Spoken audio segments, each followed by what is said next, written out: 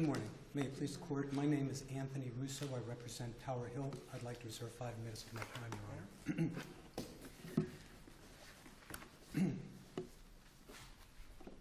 Your Honor. Judge McCarthy's July 27, 2012 order is, I hope, to be the focus of my presentation this morning. But first I wanted to make sure the Court was clear on what my client's position was since the neutral evaluation in the Sinkhole case. And I'd point the Court to a response to a request for admission found in the record at Volume 4, page 799. It was our response to a request for admission, and my client said, defendant, Tower Hill, is obligated to provide coverage for the costs to stabilize the foundation of the property once the plaintiff has submitted a signed contract for same in accordance with the Sinkhole loss endorsement of the policy of insurance. So this is not a forfeiture of insurance proceeds type case. That's my client's position on the record. I just wanted to get that off the table before we address Judge McCarthy's order. The point I hope to make about Judge McCarthy's order is that when this lawsuit was filed, that there was no loss payable. And I use those 3 words because they come from the Waller versus Lloyds of London case, which is the primary case on confession of judgment. The plaintiff had a loss. I understand that. When he filed the suit, there was a sinkhole loss. I get it. He had an inchoate right to proceeds under the policy. It was unliquidated. It was not ripened. There were conditions. There were terms, contractual terms that controlled when payment was owed. Well, this is a coverage dispute, isn't it? No, sir. It's not a coverage dispute. It appears to me it's a coverage dispute because McKee says in March of 2010, I have sinkhole damage. Tower Hill, come take a look. Tower Hill sends the engineer. The engineer says no, and they deny liability in a 2-page letter and even claim that their home inspection report from 2008 may demonstrate pre-existing damage. So there's a denial of coverage, right? There was a denial of coverage. Okay. What else did McKee have to do before filing suit then? Let me put the denial of coverage. He did not allege a breach of payment, did he? He said, I believe that he said I was owed money and I was a breach of the policy because you denied coverage, correct? That's what he alleged. Okay. And let me put that. But you've defended by saying we don't owe you anything because you haven't complied with lost payment, lost settlement. When the gravamen of his complaint is coverage. Well, let me put that in context, Your Honor, because there was a denial of coverage letter that did go out. Yes, certainly. And we responded with an answer that said no payment is owed under the lost settlement provision, and that is true to this day because there has been no contract for the repair of the subsurface problems. The sinkhole, the Florida legislature has but the sinkhole lost settlement provision and the neutral evaluation statute, that doesn't preclude him filing suit, correct? No, sir. What I'd like to get to, when I put that denial in context, I want to explain that the sinkhole statute, section 627.707, states that when an insurer receives a claim for a sinkhole loss, it tells the insurer what it must do. It says you must inspect, and we did inspect. It says you must go get a professional engineer to do a subsurface investigation. We did that. The engineer is under an obligation to prepare a report which shall be presumed to be correct under the statute, and under the Warfel case, that presumption of correctness only applies in the claims context. And of course, here we are in the claims context. So we have a presumptively correct report, and section 627.7074 says if the insurer determines there is no sinkhole loss, the insurer may deny the claim. So that's the context of that denial, Your Honor. Now, what does that mean? Did we breach the contract? That doesn't provide immunity. Correct, and that's what this court wrote in Colella. Exactly, Your Honor. It said, Judge Altenburg wrote in the Colella case that the trial judge was probably right that that presumption of correctness doesn't protect the insurer from all breaches of contract, but compliance with the statute goes a long way to showing no breach of contract. This case is a lot like the Colella case. And the more you learn about the facts, the more you see this is just like Colella. I don't know that, sir, because in Colella, he filed a claim that was denied. State Farm, without even filing answers and defenses, Tower Hill filed answers and defenses, 25 of which affirmative defenses were waived at the deposition of Mr. Ferguson. But in State Farm Colella, State Farm did not file an answer. They invoked neutral evaluation. Yes. The plaintiff did not comply with neutral evaluation. The attorney filed a claim that is unconstitutional. They didn't cooperate whatsoever. The neutral evaluator went out there, could not even perform a comprehensive analysis. Yes. So he just did kind of a peripheral surface type analysis. Yes. State Farm then withdraws the motion for neutral evaluation. In the midst of that, 4 days later, they pay policy limits, interest, and fees. Yes, exactly. How is that similar to this case? Because Tower Hill pays $28,000 for the above surface repairs. Yes. And it took them, according to Mr. Ferguson, took them too long to pay it. It was delayed in paying. The neutral evaluation request didn't include above surface analysis, investigation whatsoever. Yes. Tower Hill sends a check for $28,000 saying, here's the undisputed amount. That's when the plaintiff demanded $66,000. Yes, that's right. Okay, but how's that not a confession? Let me take those in order. First of all, think about the Colella case, where State Farm caved in, paid its fee, paid its limits, paid its fees, pays interest, and still this court finds no confession of judgment. Well, still, because the second amended complaint that the plaintiff filed prior to the summary judgment alleged that there were no payments, which was unequivocally false. You're speaking of Colella? Yes, absolutely. Well, so I don't see any similarity with Colella. I don't see how that fact figures into... That's why there was no breach, because the complaint was false. Well, in this case, no payment was owed, Your Honor. No payment was owed, and that goes to Judge McCarthy's first ruling, where he says, under Ivy, I find your payments are a confession of judgment. But the fact is, what we owed is controlled by the loss settlement provision. The loss settlement provision incorporates into itself the provisions of the Sinkhole statute. I understand, but that's for subsurface repairs. Yes, the that's what I'm talking about. The loss settlement provision accepts the actual cash value for the above-ground repairs. Well, the statute, Your Honor, states at 627.7075B that an insurer may limit its payment to the ACV of the sinkhole loss of the above-ground structure, and it may withhold payment for subsurface remediation until there is a signed contract for repair. There still is no signed contract for repair. This provision is incorporated, Your Honor, verbatim into the loss settlement provision.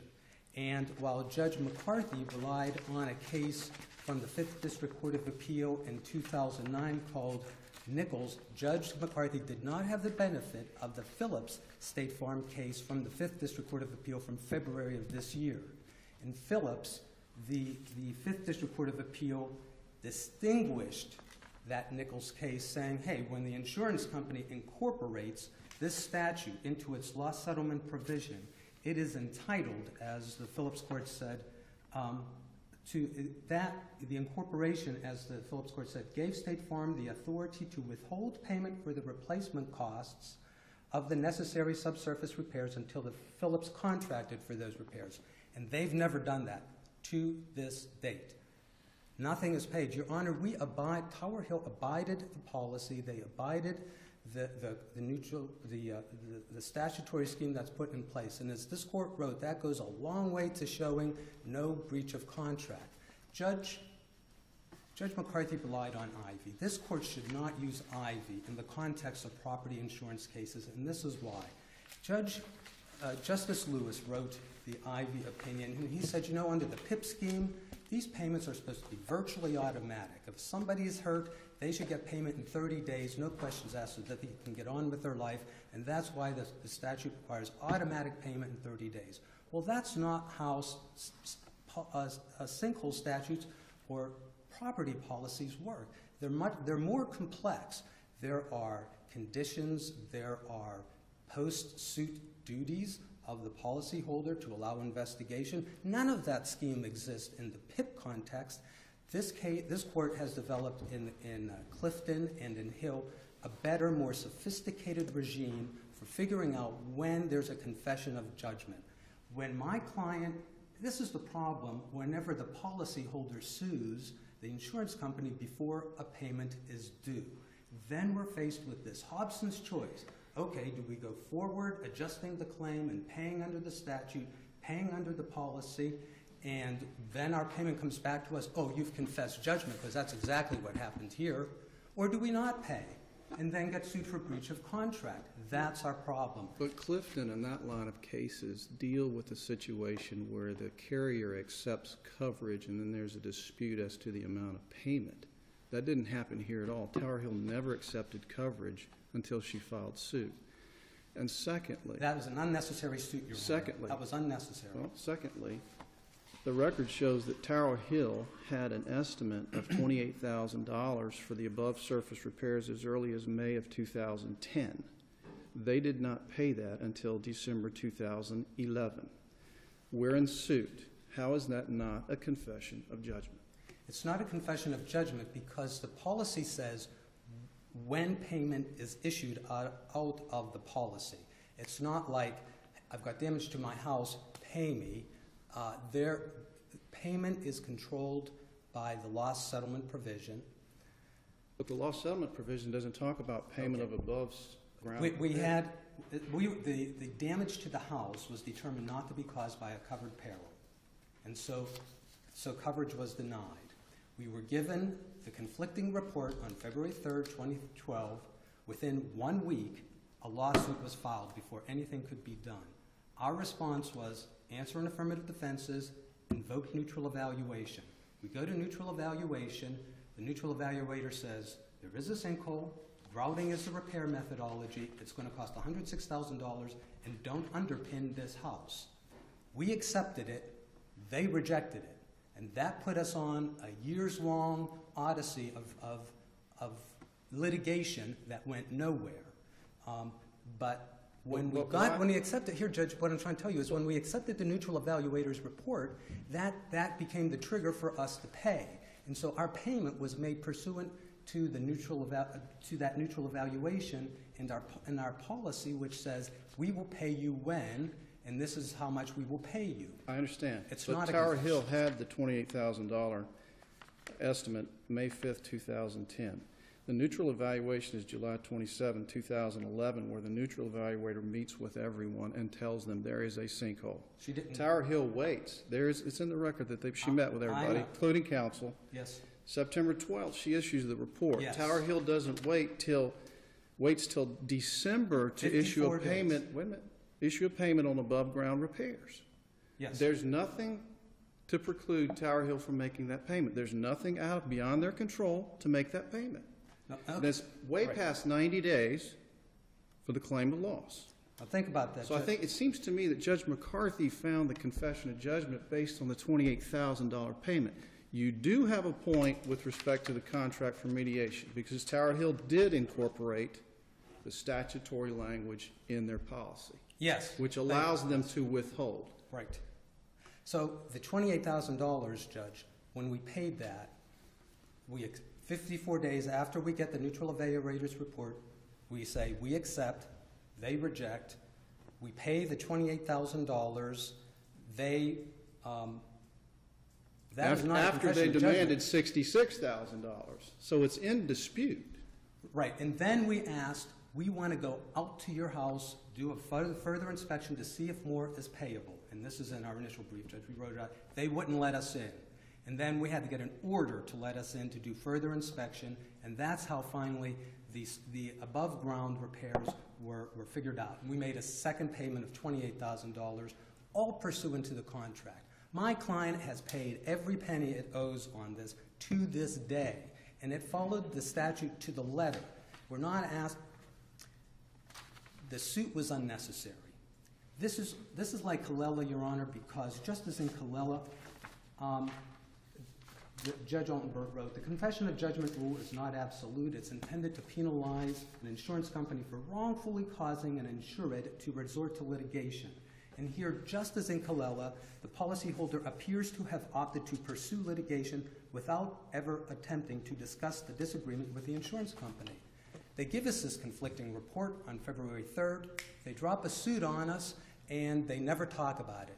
What else was he required to do? Because Tower Hill never demanded a proof of loss before he filed suit. What else was he supposed to do before filing suit?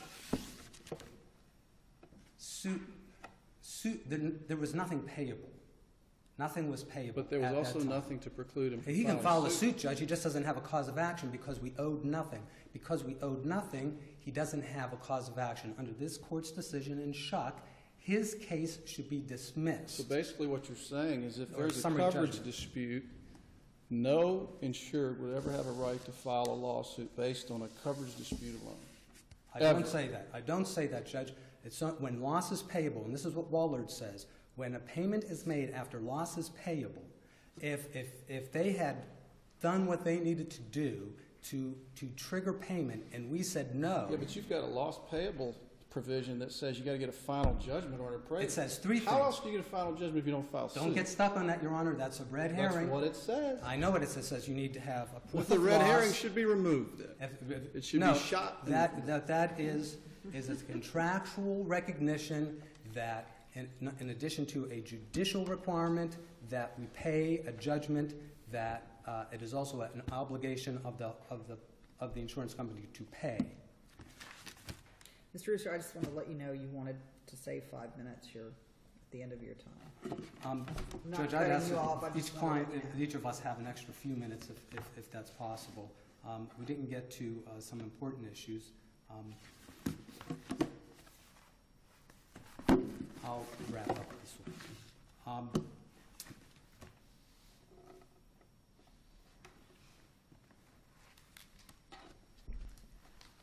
Judge Hofstede entered the final judgment. He basically reaffirmed the ruling on liability on the confession of judgment issue, and then he went on to entitlement to fees. I'm not sure that whole issue is right because we're still disputing amount below. But he did make some rulings that were erroneous. They're before the court. I don't want to waive them. And they do illustrate the problems when the policyholder sues before payment is owed. And I'll save you the balance of my time. Thank you. Thank you.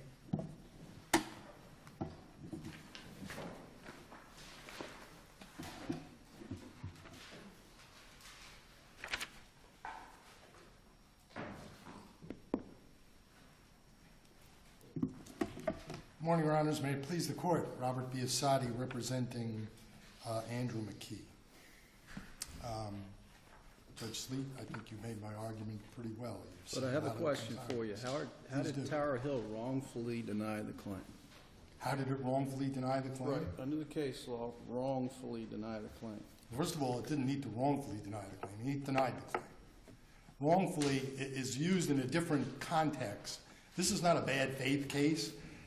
My client made a claim in March 31, 2010, and they didn't file a lawsuit for almost a year until February of 2011. There is no question he had a sinkhole on that date. There is no question that he was entitled to payment. What the court found, I think perfectly legitimately, is there is a claim here. There was a claims dispute. They filed a dispute. They denied the claim, and it should have been granted. Now, it doesn't have to be wrongfully granted when you have an insurance policy. It's a contract.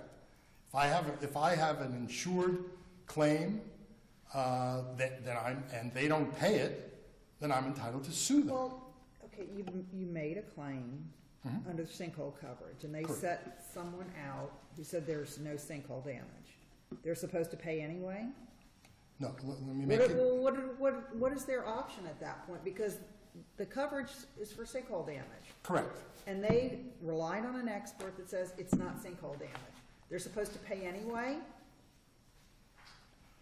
I guess the flip side is... No, I really want an answer to that because I want to know what are they supposed to do when they get that expert report? What do they do? I have no answer for that. What is my client supposed to do? He's denied. Your client can get an expert report. Your client but you filed suit first. Correct. Why not? They're entitled to file suit. Why?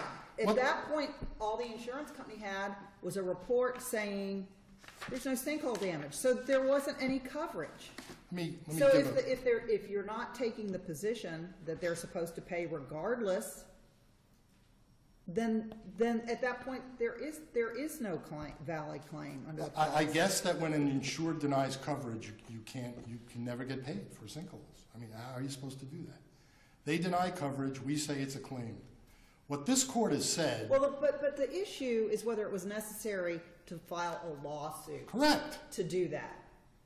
And if we didn't file a lawsuit, their position is it wasn't necessary. Because the minute that you came to us with this report that said, well, this is, or we can't rule out, didn't even say it was, it just said we can't rule it out. They said, okay, fine. Actually, that's factually incorrect. Determine this. Let me back up a second. First of all, I'm really concerned with what an insurance company is supposed to do when they send someone out there, as they're entitled to do. They come back, they say this isn't sinkhole damage. Even you aren't taking the position that they still have to pay at that juncture. What are they supposed to do to avoid ending up in this situation? A couple of things that they didn't do. First of all, we filed a suit. They then filed an answer denying all coverage. They could have, but didn't, ask for a neutral evaluation before they answered the lawsuit. Neutral evaluation put everything on hold. That's number one. They could have solved all of this by doing the neutral evaluation without filing the answer and denying coverage, one. Number two, when you request a neutral evaluation, you're supposed to identify all of the issues that are in dispute. There are two issues in dispute, below the ground and above the ground. They did not get a neutral evaluation on above the ground. They got a neutral evaluation only on below the ground.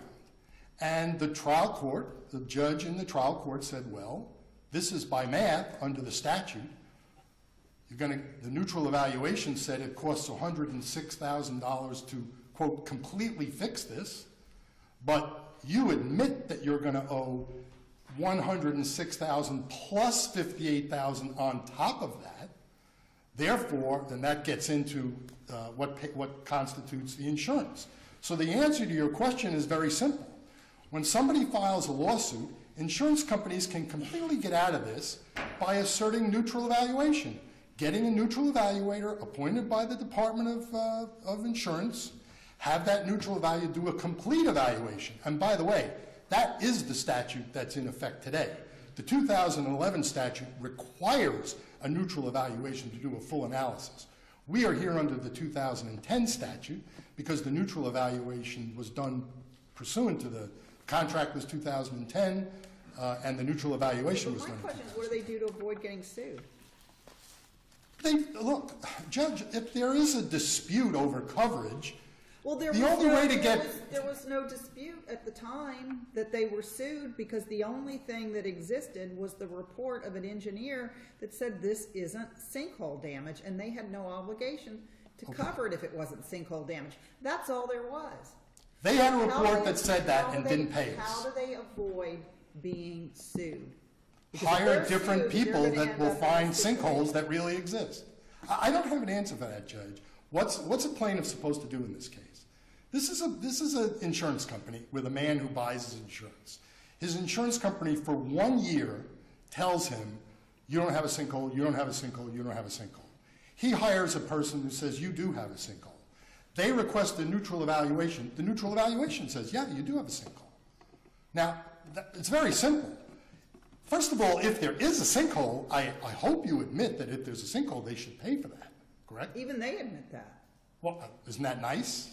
They didn't admit that until we filed a lawsuit. They didn't have any indication there was a sinkhole when they denied the claim. But why didn't they ask for neutral evaluation then before they denied the claim? Neutral evaluation of what? They have a report that says this isn't sinkhole damage. What are they supposed to do? As I understand, Mr. Viciotti, is that your client, as I understand the sequence, your client, there's something going on, maybe recognizing things around the house, thinking that there's a problem with this home, files a claim with the insurance company. I think I do have this. The insurance company comes back and says, it's denying coverage because there's really nothing to support the claim. So deny coverage. So in the meantime, I don't know when you get involved, but your client, as I understand, gets information, gets experts saying, no, I do have that. In the meantime, it's still trying to make a claim that, hey, there's a problem in the home. Your position is at this time, and Judge Kelly's concerned that the fact that you brought suit right away as opposed to waiting for the insurance company, but if the insurance company takes a position, there's no coverage, your client now is left to do, what am I supposed to do? I need to move on because I see problems in the home. So one way, at least as I understand, you're saying that the insurance company to pretty much, I hate to use the word, insure their bets is to, especially when your client take the position, there is a problem, they don't think there is to bring in this neutral evaluator.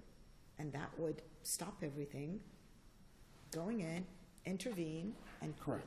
Make that determination. I couldn't have said it better, and I think that's what Judge Sleet said happened in the Allstate case that we were talking about.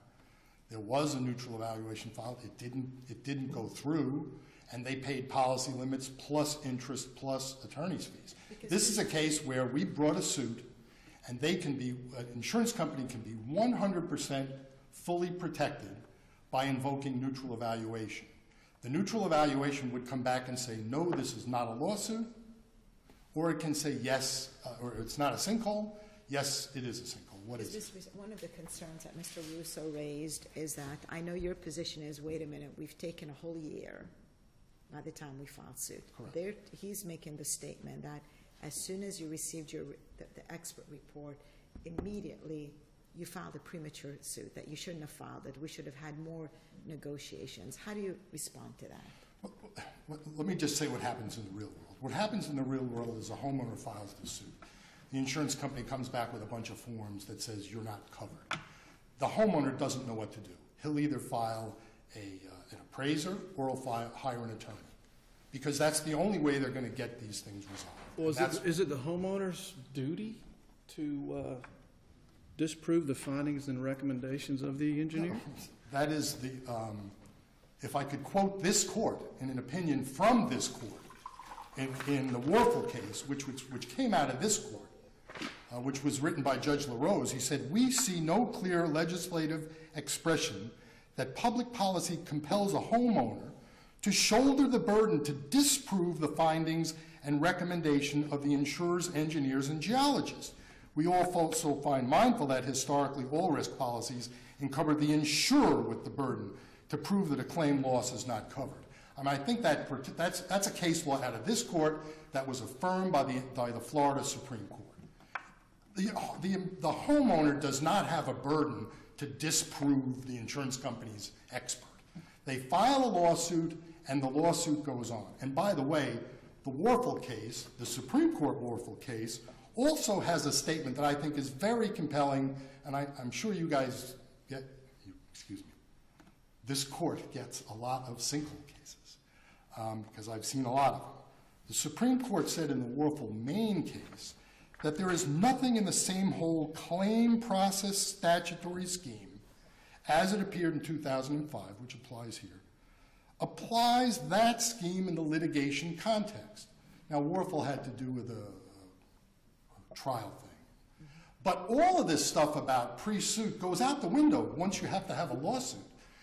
There is no way that Mr. McKee could have gotten any resolution without filing a lawsuit, period.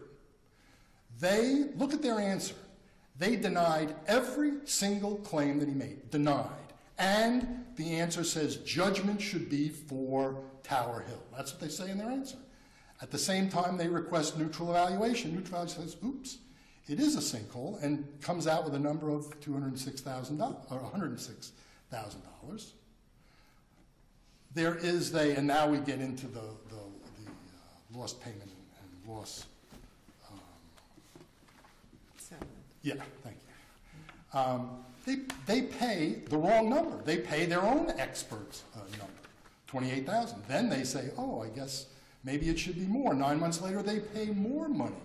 So that is, by definition, a confession of judgment. And read the orders. I mean, the orders are very clear on this case, both of them. The order granting plaintiff's motion for judgment said, the court says, I find you had to get a lawyer to get paid in this thing. We reject the loss settlement policy. You paid money. They had to resort to lawsuit to get paid, and we did. And in fact, I think Mr. Russo said when he just before he sat down, well, there's some issues here. There's a final judgment in this case, a money judgment that they posted a bond for. This is a money case. This is about money. It's not about whether an amount is going to be paid to some sinkhole person. Those things are gone under the Florida. I think we recognize there is an issue of fees and prejudgment interest here. Yeah. My question to you is, why doesn't Phillips apply? Because it appears to me in reviewing of the policy and the statute that they correctly incorporated that statutory language whereby you must get a contract for remediation, subsurface repairs, before you're paid that amount. And the whole statutory process seems to make sense because there were some people taking the money and then moving away, leaving a sinkhole over a house. But why doesn't Phillips apply here? Two things. One, first of all, Phillips was an appraisal, and this is not an appraisal. Second of all, we have an actual money judgment in this case. I mean, there is a money judgment. And it's bonded and sitting as a lien against Tower Hill. But the court found that statutory provision or that provision of policy didn't apply when Phillips says just the opposite.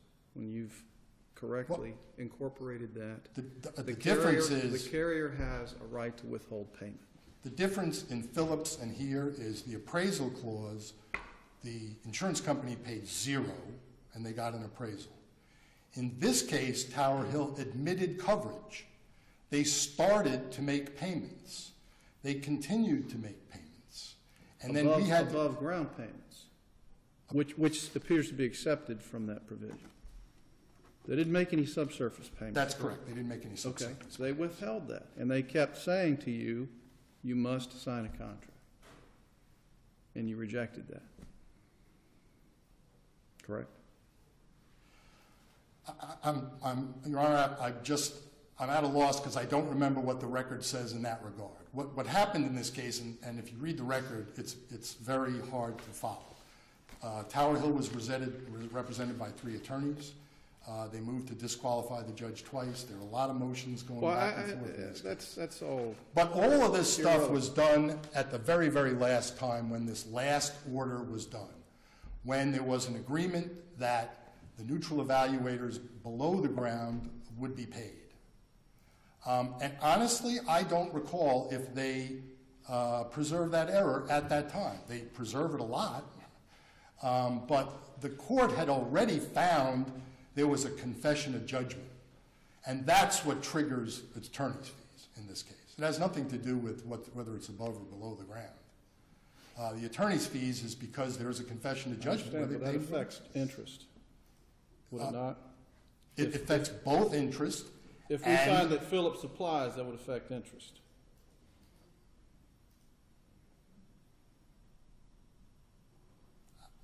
You're talking about interest on $106,510 or so.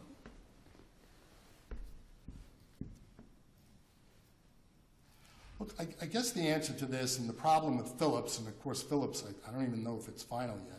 There's a similar case out of the first district that's also on rehearing is, what do you do when these cases go to jury and the jury comes out with a number? I mean, these statutes, what the Supreme Court said is all of these pre-thing statutes, they apply in the claims. They don't apply in litigation. Litigation's about money. And that's what all of these cases are all about. I understand the legislature and the court's concern that people with sinkhole claims don't get them fixed. There's a solution to that. The statute says you have to file these things in the court file. So if you don't fix them, the next person who wants to buy this property will see that you had a sinkhole and you didn't get it fixed. On the other hand, the financial realities are these homeowners can't get these things heard without hiring consultants and lawyers and all of these kind of things. You know, you'll hear race to courthouse, you're going to hear about attorney's fees. My client doesn't have money to pay attorney's fees. He's using these statutes, and the reason I'm here doing this appeal, and the reason this client has been representing for 5 years by an attorney who's gotten paid, you know, zero for all of this stuff, is because the statutes say when you confess judgment, you're going to owe both interest and attorney's fees. This whole judgment is $150,000 or $120,000. Florida bar says I get 5% as an appellate attorney. You know, this is not a $600,000 case. I'm happy to take the plaintiffs that these three gentlemen got paid in this case for the last 5 years, plus the 2 prior attorneys for filing this case. The problem is insurance companies are willing to pay attorney's fees, willing to hire attorneys, and pay them 10 times more than it is to fix sinkholes. And that's the problem with the sinkhole case today, the sinkhole scheme today. The answer to your question is no. We filed a lawsuit. The litigation statutes, according to the Supreme Court, don't apply when you're in litigation. We're in litigation. You got a money judgment. It's been bonded. And when, well, depending on what this court does with this case and how you write your report, my client's entitled to be paid for that and decide what to do with that. I sense the court is concerned with that, and I guess there's no good answer to that. The problem that the legislature has had in the last 5 years to try to fix this has been something that the insurance companies have leached onto. They don't want to pay claims. They're going to fight tooth and nail and not pay these claims. We're in litigation here 5 years over $150,000. I'll bet dollars to donuts that they paid more attorney's fees than they could have paid to fix this house.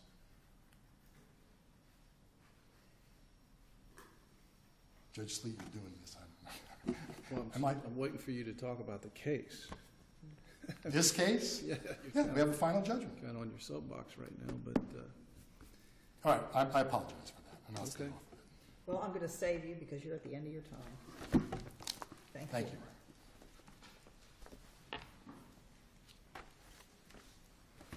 May it please the court. My client accepted the neutral evaluator's report and said it would pay this claim, but it would pay the claim in accordance with the loss settlement provision, which incorporates the statute, which means they must come up with a signed contract to actually do the work, and they haven't done that yet. So to this day, nothing is paid. That's the $106,510. Right, Judge, and let me put that in context too. This suit is not about $106,000. When they rejected neutral evaluation several years ago, they gave us a proof of loss for $400,000, and attached to it was a report from another professional engineer, Bill Reinhardt, saying we have to put 74 underpins in this house, and it's going to cost $400,000, and that's what we want. We want $400,000. And then we go off on this odyssey of litigation from after Judge McCarthy's order, and we find Mr. Bloomquist, a PhD with geohazards, their expert. We get him deposed finally, and his deposition found at record 2359 makes some very interesting admissions. He says, this is their expert. Underpinning's not required, he says. Underpinning would cause traumatic damage to this property. It would break the slab into 74 pieces. He agreed with the neutral evaluator's evaluation and said, I don't even think that much grout is necessary to repair this house. And I will tell you, this deposition ended at 11:44 a.m., and before the attorney could return from Gainesville, where the deposition was, to Tampa, we had a new filing on our desk where they, after a year of saying underpinning was necessary and they wanted $400,000, saying, plaintiff will accept the neutral evaluator's repair recommendation. Plaintiff's acceptance of the neutral evaluator's findings eliminates any issues of material fact as to the subsurface repairs and he moves for summary judgment accordingly. That's at record 1893. So we find out what the truth is, that their own expert says underpinning will destroy the house and they don't want $400,000 anymore. Now $106,000 is just fine, but also give us our fees for the last 2 years of litigation that we needlessly fomented. And by the way, this person also said they had told their lawyers this information a couple of months ago. So they knew that their own expert had rejected this underpinning theory. So now we get to this point where they said, we'll accept the neutral evaluator's report, $106,000. And Judge Sleet, they want the interest from the date that they made this claim until the date that Judge Hofstad entered that final judgment, when they sued us and didn't need to. What they could have done, Judge Kelly, is they could have said, Tower Hill, here's a competing report. We want neutral evaluation. No suit was necessary. We accepted the neutral evaluator's report. No suit was ever, and the suit that they did file 5 days later, before we had any reasonable opportunity to respond, was premature. It was missing essential elements of the cause of action, which was so nothing you was did get payable. the report prior to filing suit. Excuse me, sir? You did receive the plaintiff's report prior to filing suit. It's unclear from the record. I say yes. Mr. Ferguson's Right. Let's say yes, he did. Let's say we did. On February 3rd, let's say we got it, which was a Thursday that year. The complaint is signed February the 8th, which is the following Tuesday. The clerk's stamp on the complaint says February 10th. So they gave us a week. So even if we had in that week said we want neutral evaluation, they would have still filed suit on us. That's what they did in the Cuevas case, which is related to this case. Mr. Biasotti represents the plaintiff there. Yeah, but isn't that speculation that had he asked for neutral evaluation, you don't have to go through it? We have to go through it. We don't have to accept it. We don't have to accept it. Right. Well, the plaintiff also asked, the plaintiff moved to compel appraisal in January 2012, and Tower Hill rejected that. Why is that? I saw that while preparing for this, Your Honor. There's motion to compel appraisal by the plaintiff, January 10, 2012, on the record. Tower Hill rejected it. I'm trying to figure out why, because you're pointing out in a November 2012 deposition of their expert, you come to this revelation that underpinnings are not required, but the plaintiff, way before then, the beginning of the year, asked for an appraisal. I'm not sure what happened. I don't see a ruling on that. I would point the court to record 4, page 602, where we moved to compel entry onto land so that we could finish the evaluation of the above-ground repairs. And we did get on to the property, and we did make a second payment.